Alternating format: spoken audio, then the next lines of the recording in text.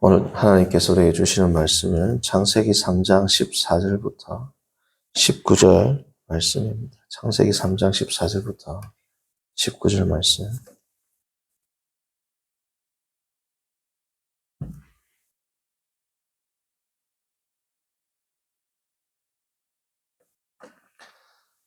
한 절씩 교독하시고 19절 합독합니다. 여호와 하나님이 뱀에게 이르시되 내가 이렇게 하였으니 내가 모든 가축과 들의 모든 짐승보다 더욱 저주를 받아 배로 다니고 살아있는 동안 흙을 먹을지니라. 내가 너를 여자와 원수가 되게 하고 내 후손도 여자의 후손과 원수가 되게 하리니 여자의 후손은 내 머리를 상하게 할 것이요 너는 그의 발꿈치를 상하게 할 것이니라 하시고 또 여자에게 이르시되 내가 내게 임신하는 고통을 크게 더하리니 내가 수고하고 자식을 낳을 것이며 너는 남편을 원하고 남편은 너를 다스릴 것이니라 하시고 아담에게 이르시되 내가 내 아내의 말을 듣고 내가 내게 먹지 말라 한 나무의 열매를 먹었을지 땅은 너로 말미암아 저주를 받고 너는 내 평생에 수고하여 그 소산을 먹으리라. 땅이 내게 가시덤불과 은건퀴를 낼 것이라. 내가 먹을 것은 밭의 채소인즉 내가 흙으로 돌아갈 때까지 얼굴에 땀을 흘려야 먹을 것을 먹으리니 내가 그것에서 취함을 입었음이라. 너는 흙이니 흙으로 돌아갈 것이니라 하시니라. 아멘. 오늘은 두 가지 종류의 두려움이라는 제목으로 말씀을 전하고자 합니다. 지난 시간 우리가 두 가지 종류의 질서에 대해서 생각해 봤지 않습니까? 그를 통해서 우리가 3장 14절에서 19절을 보면 이 세상의 두려움, 근심, 걱정, 고통, 이 모든 것들은 인간의 타락과 함께 시작되었기 때문에 우리가 벗어날 수 있는 것입니까? 벗어날 수 없이 우리의 실존 가운데 주어진 겁니다. 그래서 이것은 어떤 신앙인이라 할지라도 안고 가야 할 인생의 문제다라고 말씀을 드렸습니다. 자, 그런데 오늘은 이 두려움이 있는데 이 세상적인 두려움 말고 하나님을 경외하는 두려움이 있지 않습니까? 이 둘의 관계가 어떻게 되는지를 우리가 살펴보겠습니다. 성경을 보면 예수님께서 두 가지 종류의 두려움에 대해서 말씀하셨습니다. 너희는 세상에 있는 돈, 그러니까 세상에 있는 염려, 근심을 하고 있는 것인데 이 세상의 염려와 근심을 하는 증거가 무엇으로 나타난다고 했습니까? 돈을 숭배하는 것. 이 세상에서 돈을 숭배하는 것으로 나타난다고 했습니다. 그래서 너희는 돈과 하나님을 함께 섬길 수 없다. 섬긴다라는 것은 아래에 있다잖아요. 어제 우리가 로마서에서 보았다시피 아래에 있다. 아래에 있는 존재가 위에 있는 존재를 섬기는데 아래에 있는 존재가 위에 있는 존재에게 가져야 할 감정이 뭡니까? 경외하는 마음, 두려워하는 마음. 그래서 우리가 세상의 근심에 쌓여 있으면 올바로 하나님을 섬길 수 없다. 이게 예수님의 가르침입니다. 그 가르침을 오늘 창세기를 통해서 우리가 살펴볼 것입니다.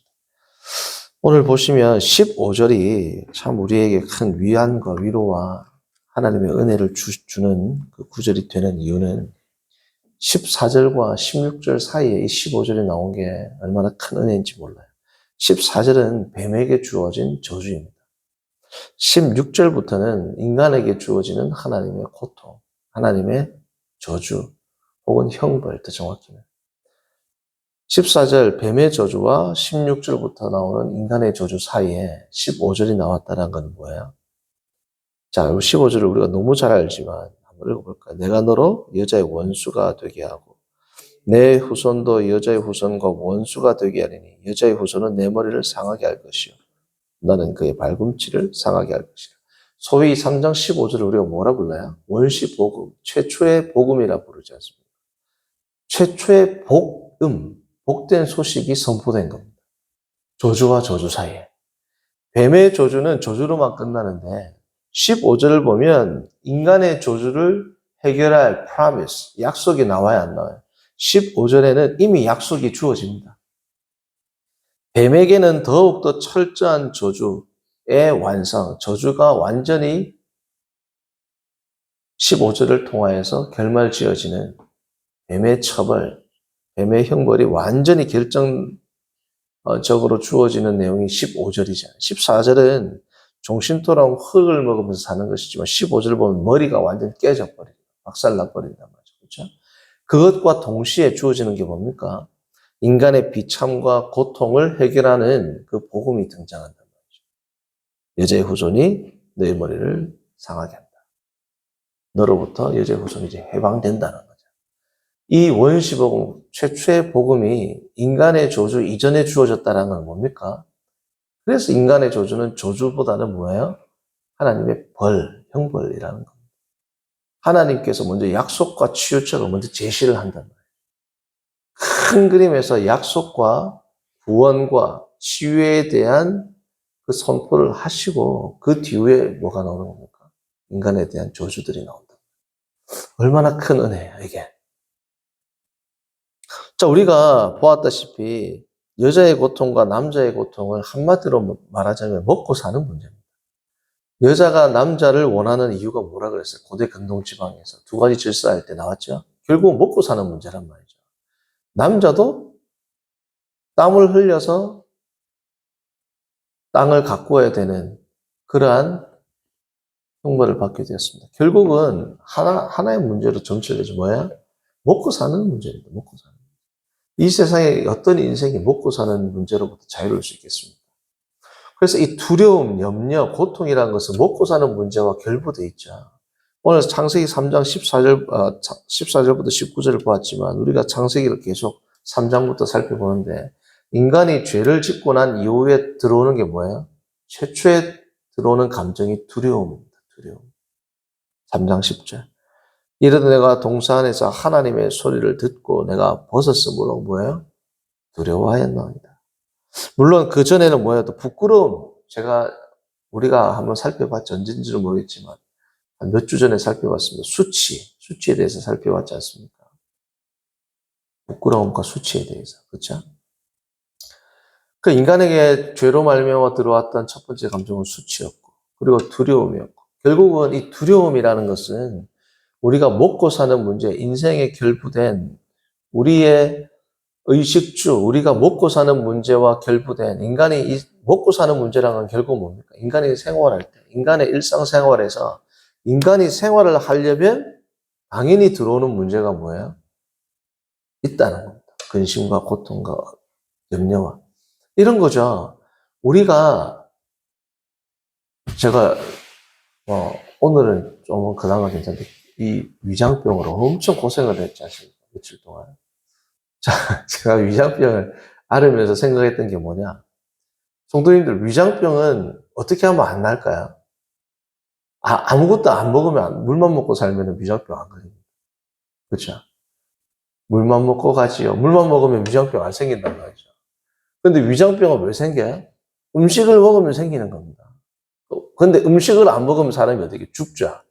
살려면 뭐 해야 돼요? 음식 먹어야 돼요. 결국은 위장병을 제가 앓으면서 이걸 생각했다. 이 본문을. 인간의 모든 문제들, 결국은 안 먹고 살면 문제가 안 생긴단 말이죠. 그렇죠? 먹고 살려고 하다 보니까 모든 문제들이 다 생기는 겁니다. 자, 그런데 이거는 피상적인 이유고, 인간에게 오는 수치심과 두려움과 모든 고통의 근원은 첫 번째 뭐예요? 단독자 앞에서의 두려움입니다. 그냥 죄를 지으니까 두려움이 들어온 거야. 하나님을 보았을 때 전지전능하신 거룩하신 하나님을 딱 보았을 때 어떤 감정이 생기는 겁니까? 공포. 여기서 말하는 두려움은 성도의 두려움 말고 하나님을 회피하는 두려움. 성도의 두려움은 하나님께 가까이 나가게 하죠. 하나님을 회피하게 하는 그 두려움은 모든 인생들, 그리스도 밖에 있는 인생들이 가지고 있지 않습니까? 이 두려움을 때로는 분노, 때로는 거부감, 때로는 냉소 이런 것들로 표출되지만 근본적으로 깔려있는 감정은 뭐다? 두려움이다. 단독자, 거룩하신 하나님 앞에서의 두려움. 두 번째는 뭐예요? 이 거룩하신 하나님 앞에서의 두려움 또한 근본적인 두려움에서부터 파생된 두 번째 두려움이 뭐냐 하면 이 죄가 하나님 앞에서뿐 아니라 사람들 앞에서 드러날까 하는 뭐예요? 수치. 예전에 우리가 살펴본 수치심. 수치로 말미암아 오는 뭐예요? 두려움. 수치는 두려움을 동반하거든요. 나의 죄가 드러날까 하는 뭐가 있어요? 두려움이 있죠. 사실은 이게 어쩌면 먹고 사는 두려움만큼 어쩌면 더 큰 두려움일 수 있습니다. 자기의 치부가 드러나는 두려움. 그리고 세 번째는 뭐예요? 우리 인생사에서 얽혀있는 수많은 인생의 문제들. 우리가 살아가노라면, 우리가 살고 죽는 게 아니고 내가 오늘 하루하루를 사노라면 나에게 주어지는 어떻게 보면 하나님의 숙제죠. 이것은 우리에게 예수 그리스도 밖에 있는 인생들에게는 저주이지만 저주와 형벌이 동시에 저주라고도 할 수 있고 형벌이라고 할 수 있지 않습니까? 아담과 하와에게 주어진 게. 그리스도 밖에 있는 자에게 주어지는 철저한 뱀의 자손들에게는 저주이지만 그럼에도 불구하고 그리스도 안에 있는 자들에게는 이게 숙제인 겁니다. 숙제. 다시 말하면 뭐 형벌이죠. 이 형벌은 죄수가 사형 선고를 안 받고 풀려나야. 풀려나지만 형벌이 있으면 그 형벌을 다 감당해야 돼요. 감당해야 되죠. 죄수란 말이죠, 우리가. 그리스도 안에서 해방되었지만 죄를 지으면 너는 죽는다. 하나님은 신실하세요? 신실하지 않으세요? 신실하죠. 죽는다 그랬으니까 이 세상에 어떤 사람도 에녹 그리고 누굽니까? 엘리야 빼고는 다 죽습니다. 아무리 예수님을 잘 믿어도 나는 예수님을 너무너무 잘 믿으니까 안 죽을 거다. 말이 안 되죠. 왜? 이거는 하나님이 인간에게 주신 신실한 하나님의 언약입니다. 예수 그리스도 안에서 우리가 구원을 받지만 다 한 번은 뭐예요? 왜? 그게 하나님의 약속이에요. 안 죽는다. 예수님 믿어가지고. 그럼 하나님의 약속을 하나님이 안 지키신 거죠. 하나님은 그런 하나님이 아니란 말이죠. 자, 그러면 이 죽음이라는 것에서 나오는 게 결국 파생되는 개념이 뭡니까? 고통이잖아요. 고통. 그러니까 모든 인생은 그리스도 안에 있어도 아무리 예수님을 잘 믿어도 하나님 앞에 둘째 사망을 겪지 않는 첫째 사망 이후에 오는 지복직관의 세계, 하나님 앞에서의 천국에서의 영원한 행복의 상태를 누리기 전까지는 죽음이 주어진 것과 마찬가지로 뭐야? 우리에게 근심과 두려움이라는 것이 주어진다는 거예요. 이 고통이라는 문제를 오늘 특별히 두 가지 종류의 두려움이라고 했으니까 근심과 두려움이라는 주제로 한정해서 우리가 한번 살펴볼 겁니다. 결국은 인간이 죄로 말미암아 가장 근원적인 두려움 그리고 자신의 죄와 수치가 남들에게 알려질까 하는 두려움. 세 번째는 뭐예요? 우리가 인생을 사노라면 인간이 존재한다라면 항상 우리의 존재와 결부되어 있는 이 먹고 사는 문제의 두려움. 이 세 가지 두려움은 그냥 우리의 삶과 같이 함께 간단 말이죠. 왜냐하면 이게 우리에게 주어진 형벌을 우리가 감당해야 되는 거예요. 자, 그런데 성경에서는 두 가지 종류의 두려움이 있다고 했지 않습니까? 하나님을 두려워하는 것과 하나님을 두려워하는 것도 두 가지 종류예요. 이방인들, 예수님을 믿지 않는 존재는 공포, 그 두려움입니다. 공포. 하나님을 경외하는 자들은 말 그대로 뭐예요? 경외. 경외하다라는 말을 두려워하다라는 단어로 쓰거든요. 여기에서는 세상적인 그런 두려움은 다른 종류의 두려움입니다. 어찌되었든 간에 이 두려움은 세상적인 두려움과 하나님을 경외하는 두려움이 있습니다. 성도에 한정한다면. 불신자들은 하나님을 불신자들은 하나님을 공포의 대상으로서 두려워하지만 그건 말고 우리 성도에게 한정한다면 우리에게는 두 가지 두려움. 세상을 향한 공포와 하나님을 향한 거룩한 두려움이 있습니다. 이 세상을 향한 두려움과 하나님을 향한 거룩한 이 경외심은 제가 왜 이렇게 오늘 강조를 드리냐면 히브리어 동사를 보면 헬라어도 마찬가지고 특별히 창세기니까 제가 히브리어를 예를 든다면 히브리어 동사를 보면 대부분 두려워하다라는 이 의미 뒤에 1번 두려워하다 있으면 2번이 뭐가 따라 나올까요? 염려하다. 그러니까 두려움과 염려는 뭐예요? 같이 붙어 있단 말이죠. 이 세상의 것에 염려한다는 것은 우리가 여전히 하나님을 경외하는 마음이 부족한 겁니다. 이 세상을 염려한다는 것은 이 세상을 뭐 하는 거 여전히 우리가 두려워합니다. 성도는 이 세상을 두려워할 존재가 맞아요, 아니에요? 아니에요. 왜요? 예수님이 뭐라고 했어요? 내가 이미 세상을 이기었다. 이겼다라고 이미 과거 아우리스트, 과거형으로 말씀을 하셨단 말이에요. 이미 이겼다. 그러므로 우리가 세상을 두려워하고 세상으로 말미암아 염려가 생긴다. 아직 하나님을 경외하고 하나님을 온전히 두려워하지 못하기 때문이다. 라고 뭐예요? 우리 자신을 판단하고 주님 앞을, 주님을 경외하도록 애쓰고 힘쓰고 살아야 된다. 히브리어 동사에서 특별히 여러 동사가 있지만 두 가지를 제가 선택해봤습니다. 하나는 뭐냐면 다악이라는 동사, 다악. 이게 뭐냐면 두려워하다, 염려하다라는 뜻입니다. 또 하나의 동사는 야레입니다. 이것도 두려워하다. 근데 다악과 야레는 어떤 차이가 있느냐? 다악이라는 동사는 창세기 7번 썼습니다. 7번. 7번을 썼는데 두려워하다, 염려하다라는 의미가 있지만 특이한 것은 하나님을 경외하다, 하나님을 두려워하다라는 의미로는 단 한 번도 쓴 적이 없어요. 다 하나님을 두려워하는 것과는 관계없는 세상적인 두려움을 표현하는 단어입니다. 야레라는 것은 반대로 훨씬 317회 쓰입니다. 317회. 317회가 쓰이는데 대부분의 주체, 주어는 누구냐면 이스라엘 백성입니다. 그리고 대부분의 목적어는 뭐냐면 하나님 혹은 하나님과 관계된 것들이 317회 가운데 대부분의 목적어예요. 하나님 66회 나왔습니다. 66회 대부분이 아닌데요. 66회지만 하나님과 관계된 것, 성전이라든지 여호와의 종이라든지 하나님의 백성이라든지 유대인이라든지 아니면 하나님의 영에 사로잡힌 자라든지 이런 게 다 뭐 이 목적어란 거예요. 그러니까 하나님이나 하나님과 관계된 대상과 관계되었을 때 쓰는 동사가 뭐라? 야레입니다. 주어는 누구다? 이스라엘 백성. 그러니까 결국은 이 야레라는 동사는 뭘? 신앙적인, 종교적인 의미죠. 이스라엘 백성이 마땅히 두려워할 존재로서의 하나님과 그에 관계된, 결국 하나님을 두려워하는 존재로서의 이스라엘 백성의 정체성을 규정할 때 어떤 단어를 쓴다? 야레를 씁니다. 반대로 이 야레의 목적어 가운데 부정 목적어, 그러니까 두려워하지 않아야 될 대상으로 놓은 것들도 어느 정도 있어요. 두려워하지 않아야 될 대상들은 대부분 뭐냐? 가나안 백성들 혹은 가나안 신들입니다. 두려워할 것들은 하나님과 관계된 것들이고 두려워하지 말아라 라고 부정명령으로 내릴 때의 목적어는 가나안 신들 아니면 가나안 신들과 관계된 것들입니다. 결국은 이 야레라는 동사는 뭐예요?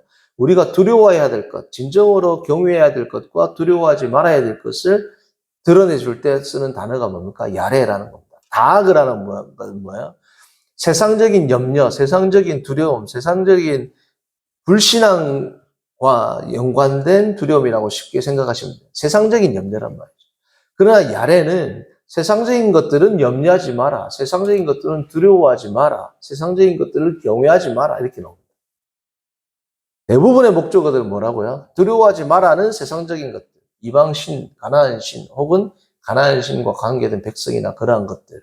우리가 두려워할 것들 뭐다? 하나님과 하나님의 성전, 하나님과 관계된 것들을 두려워해야 될 것이. 그것이 뭐라는 겁니까? 성도의 본분이다. 이것을 극명하게 드러내준 두 단어가 다악과 야레입니다.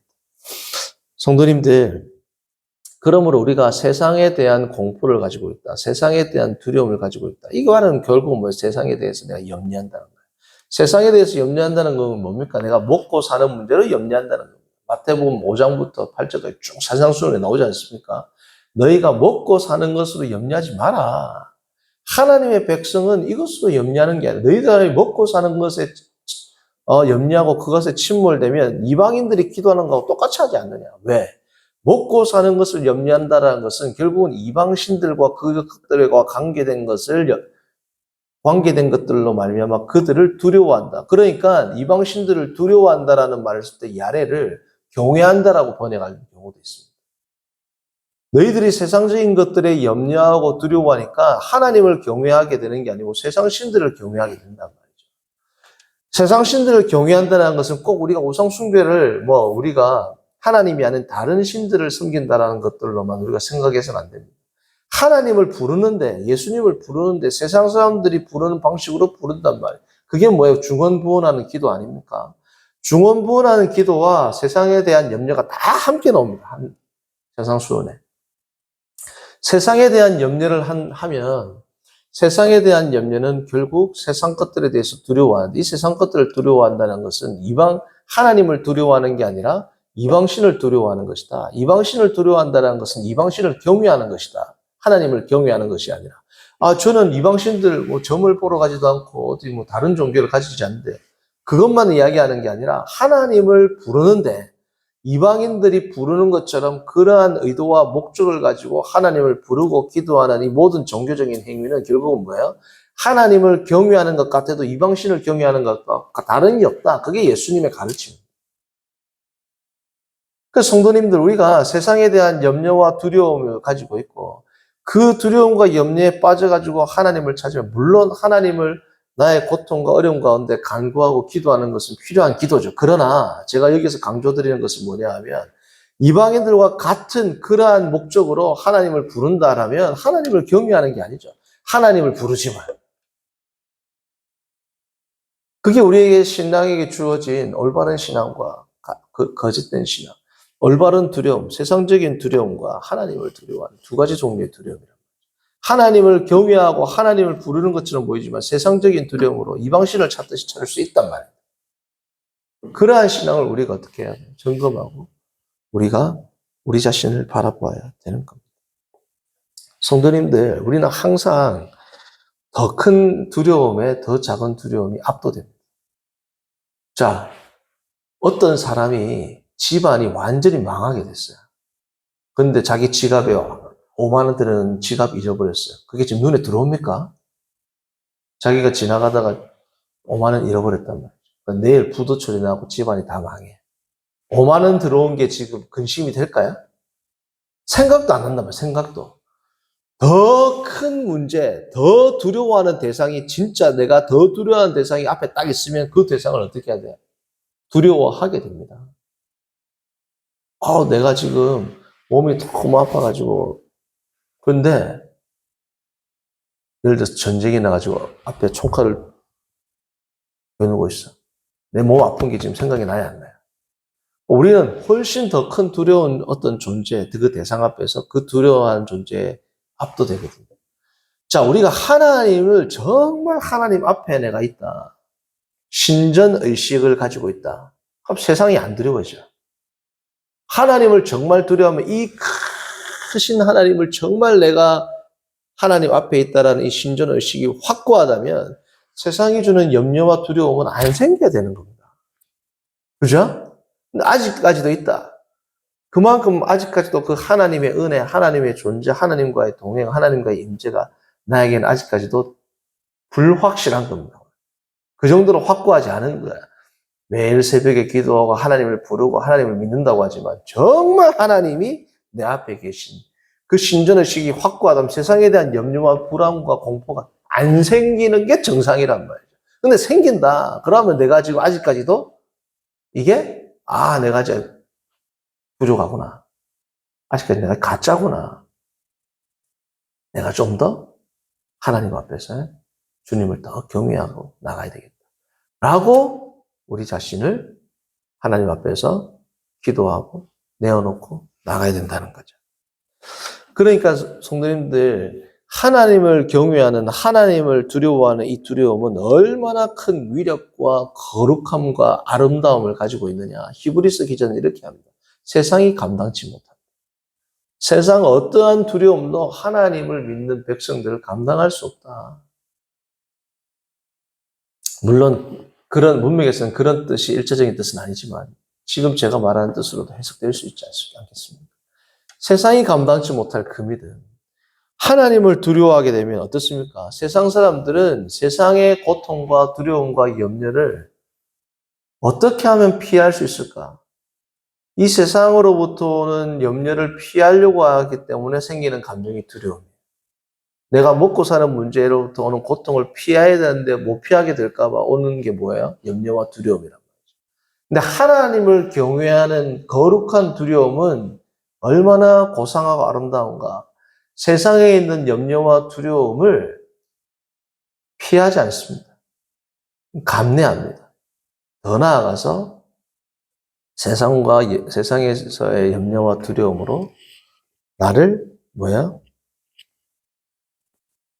때로는 그 세상적인 염려와 두려움 속으로 나를 몰아넣기도 합니다. 오히려 그 세상적인 어려움과 세상적인 고통이 오는 것에 대해서 고통을 감내할 뿐 아니라 기뻐하게 합니다. 세상적인 두려움은 고통으로부터 회피하게 하고, 고통으로부터 피하게 하고, 고통으로부터 물러서게 하는 두려움이라면, 하나님을 경외하는 두려움은 내가 그 두려워하는 대상으로 뭐예요? 들어가게 합니다. 그 두려워하는 대상을 극복하게 하고, 오히려 그 두려워하는 그곳으로 들어가서 그것으로 말미암아 오는 고통과 어려움들을 오히려 기뻐하게 하는 그 위대한 아름다움, 그 위대한 힘이 뭐예요? 하나님을 경외하는 두려움입니다. 가나안 백성 속으로 들어가잖아요. 두려워하는 그 대상으로 들어갑니다. 안악자손, 거인들, 가나안에 있는 백성들에 비해서는 우리는 메뚜기 같습니다. 세상 사람들, 믿음이 없는 사람들은 그러므로 우리는 피해야 됩니다. 갈렙과 여호수아는 뭐예요? 그들은 우리의 뭐예요? 밥이다, 한 끼 식사다. 그 사람들은 사람 아니에요. 그러나 하나님을 경외하는 두려움으로 꽉 차 있으니까 그 거인 족속들이 뭐예요? 그 거인 족속들이 메뚜기라고. 신앙이 없는 사람들은 우리가 메뚜기 같다라는데 한 끼 식사다. 하나님을 경외하는 두려움을 가득 차 있으니까 그 두려워하는 대상으로 오히려 뭐예요? 들어갑니다. 감내합니다. 오히려 뭐예요? 기뻐한단 말이에요. 그 거룩한 두려움, 그 고상한 삶을 살 수 있게 만드는 게 뭐예요? 하나님을 경외하는 삶입니다. 같은 사람인데 10명은 우리가 메뚜기라 그러고 2명은 아니다. 쟤들이 메뚜기다. 훨씬 큰데 쟤들이 밥이다. 말이 됩니까? 이성적인 눈으로 볼 때 말이 되냐고요. 이성적인 눈으로 볼 때 내가 이거를 지금 하나님의 뜻으로 한다. 말이 될까요? 먹고 사는 문제, 염려, 두려움에 천착해 있으면 할 수 있습니까? 못 한단 말이죠. 하나님을 경외하니까 하나님의 뜻이라면 내가 그것도 감당하겠습니다. 그것으로부터 오는 어려움도 내가 기뻐하겠습니다. 이러한 고상한 삶으로 우리가 나아갑니다. 성도님들, 더 이상 세상의 것들을 두려워하지 마십시오. 염려하지 마십시오. 세상을 두려워하고 염려하는 것은 하나님이 아니라 이방의 신들을 경외하는 겁니다. 이방의 신들을 섬기게 되는 것이란 말이죠. 마지막으로 이 한 구절만 읽고 마칩니다. 열왕기하 17장 35절입니다. 열왕기하. 두려워해야 할 대상이 하나님이 아니라 이방 신들,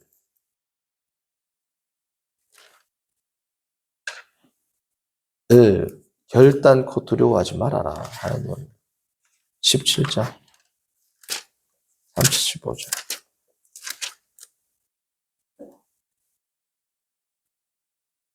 (17장 35절) 열왕기하.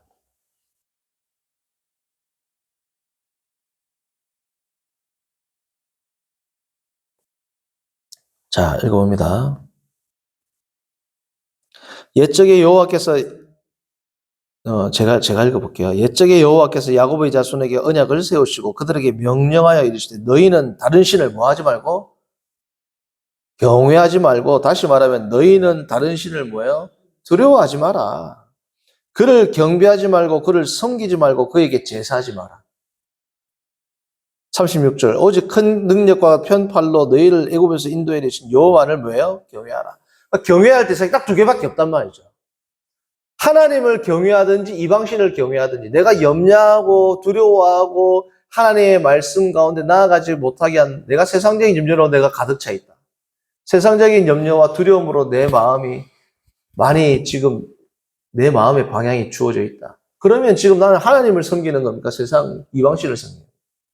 하나님을 섬기고 있다고 생각하지만 내가 두려워할 때 그 상이 이방신이라면 난 지금 이방신을 섬기고 있다는 겁니다. 이게 지금 35장 36장에 35절 36절 대비하는 내용 아닙니까? 37절. 또 여호와가 너희를 위하여 기록한 율례와 법도와 율법과 계명을 지켜 영원히 행하고 다른 신들을 뭐예요? 경외하지 말고. 다른 신들을 경외하는 것과 하나님의 말씀을 준행하는 것을 대비시켜 놓는 겁니다. 그죠? 38절. 또 내가 너희와 세운 언약을 잊지 말며 다른 신들을 뭐예요? 하나님의 약속을 잊는 것도 뭐예요? 하나님의 약속을 잊고 두려워하는 것도 다른 신들을 섬기는 거예요. 하나님의 말씀에 온전히 순종하지 못하고 세상적인 것들에 눈을 돌리고 세상적인 방법을 쓰는 것도 하나님을 섬기지 않는 거다. 더 근본적으로 하나님이 아니라 세상적인 것들로 염려하고 두려워하는 것도 뭐야? 하나님이 아니라 세상신을 경외하는 것이다. 섬기는 것이다. 성도님들, 이 세 가지의 지금 사례들이 나와 있지 않습니까? 우리가 정말 주님을 경외하고 지금도 우리가 신앙생활하고 성도로서의 교회 안에서 예배를 드리고 또 세상 속에서의 삶을 살아가지만 지금도 우리는 이 두 가지의 신들, 하나님을 신들이라고 말하면 그 말도 싫다. 어쨌든 하나님과 세상의 신들, 이 사이에서 우리는 지금도 누구를 선택하느냐에 대한 수많은 기로에 서 있습니다. 늘 우리가 주님만을 경외하고 하나님을 두려워함으로 이 세상 것들의 두려움과 공포로부터 벗어나서 주님을 두려워하는 두려움으로 우리의 영혼이 가득 차서 세상의 두려움과 공포로부터 벗어나고 감내하고 심지어 기뻐하는 그런 거룩한 성도가 되기를 바랍니다. 선하신 하나님 아버지, 오늘 우리가 창세기 3장 14절에서 19절의 말씀을 통해 두 가지 종류의 두려움이 우리에게 항상 상존하고 있음을 생각하게 하심을 감사합니다. 하나님, 불신자들은 한 가지 종류의 두려움, 아니 우리와는 다른 두 가지 종류의 두려움이 있을진데 그들은 하나님을 공포의 대상으로 생각하고 세상적인 두려움과 염려의 대상, 그들은 공포로서의 삶을 결국은 살아가지만 우리는 세상에 대한 두려움과 공포를 주님을 두려워하는 거룩한 경외함으로 극복하고 이길 수 있음을 알고 오늘도 하나님을 경외함으로 세상 것들에 우리가 함몰되지 않고 그들의 두려움과 염려로 인하여 나의 신앙이 흔들리지 않고 주의 말씀을 준행하며 하나님의 언약을 생각하고 기억함으로 주님 안에서 참된 평안과 안식과 주님을 경외하는 삶으로 하나님께 영광 돌리는 우리 모두가 되도록 인도하여 주옵소서. 예수님의 이름으로 기도합니다. 아멘. 하늘에 계신 우리 아버지여,